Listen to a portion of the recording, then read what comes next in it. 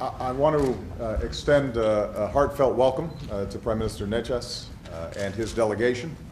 This gives me a chance to return the hospitality that the Czech people have provided me on the two occasions that I've had an opportunity to visit. I've always been someone who not only wanted to visit, but wanted to visit the Czech Republic, but also because I come from Chicago. We've got a lot of people who are originally from the Czech Republic, and they've made enormous contributions to our country as well. Let me say first at the top, the Prime Minister just came from Brussels, where he was part of the negotiations around the Eurozone crisis. I'm glad to see that progress was made in the recent meetings. I think it is an important first step. We've seen that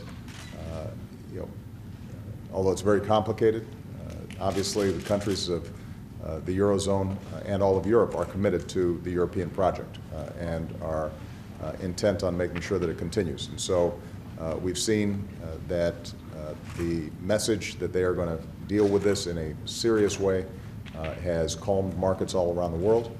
It will help lay the predicate for long-term economic growth not only in Europe but around the world. The key now is to make sure that it is implemented fully and decisively, and I have great confidence in the European leadership to make that happen. With respect to the relationship between the United States and the Czech Republic, it continues to be strong. The Czech Republic is one of our greatest allies and has provided the kind of support and cooperation on both security and non-security issues that is a mark of a true ally. As a fellow NATO member, we have consistently reaffirmed our Article 5 commitment that says that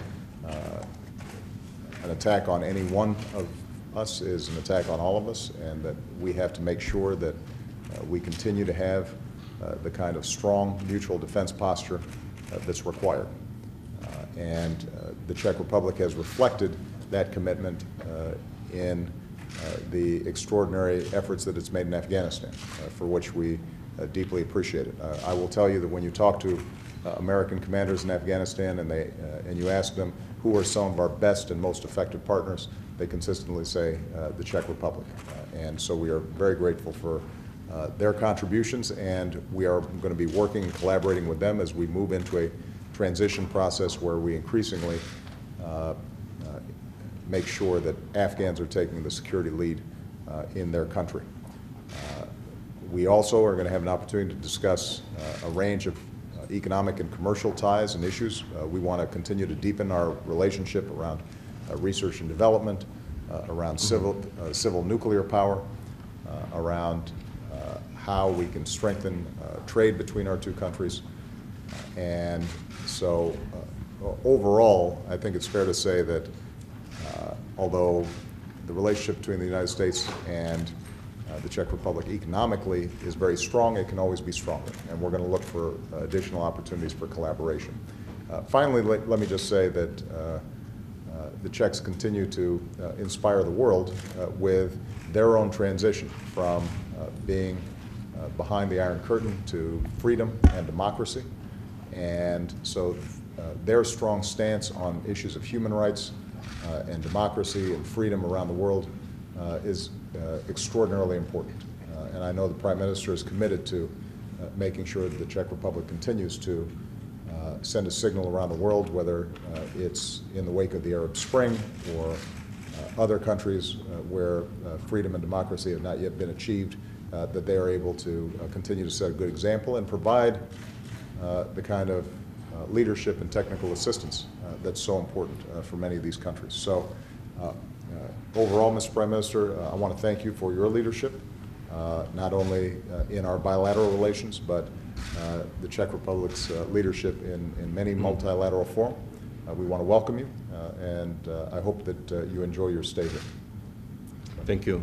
Thank you, Mr. President, for your kind words. Thank you for your hospitality you have shown to me and to my delegation. we are indeed allies in numerous endeavors in Europe and around the world. We are together in Afghanistan. We are ready to work together on the process of transition in this country. We are preparing NATO summit in Chicago, in Mr. President's hometown, and also a city with many Czech connections. It will be necessary to create a framework for keeping our defense capability in current economical situation. I would like to discuss the issue of the Czech project to create a special helicopter pilot training center of excellence as a part of a smart defense initiative within the NATO.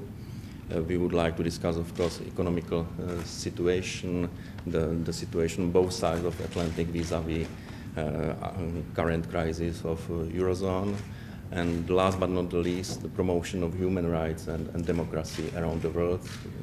We would like to discuss our participation within Open Government Partnership Initiative, and of course the discussion concerning Center for Civil Nuclear Cooperation, because we do appreciate your strong leadership, your announcement that you would like to have a vision of the world without nuclear weapon, which was announced in Prague. Thank you for your hospitality. Welcome. Thank you so much. Thank you, everybody. There's no doubt that it's progress, and so the key now is to make sure that there's strong follow-up, strong execution of the plans that have been put forward.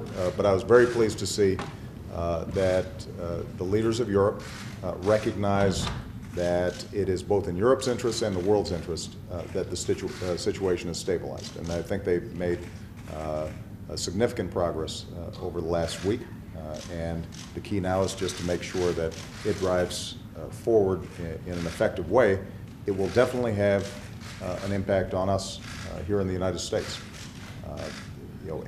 If Europe is weak, if Europe is not growing, as our largest trading partner, that's going to have an impact on our businesses and our ability to create jobs here in the United States. All right, thanks, guys.